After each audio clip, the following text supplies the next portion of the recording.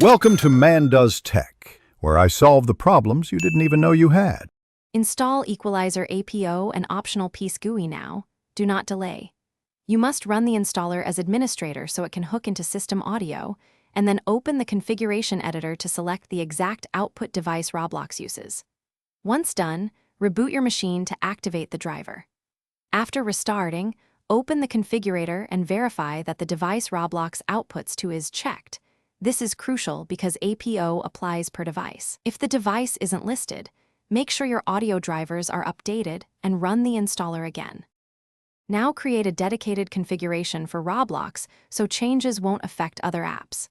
Start with a mild preamp reduction, then add parametric EQ bands for bass and vocal clarity, lower rumble at 2060 Hz, boost presence around 24K Hz. Add a gentle shelf or high-frequency cut to tame sibilance.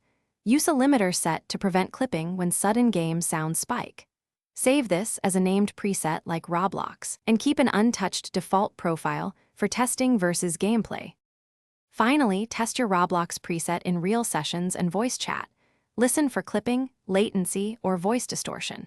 Make small incremental adjustments. Change gain by 0.51 dB and narrow Q for surgical cuts, then reload Roblox to confirm. Use A/B testing between your Roblox preset and the default to judge improvement. If sound is missing or distorted, disable Windows exclusive mode for the device. Ensure APO is highest priority in the configurator, and reinstall Equalizer Apo if needed.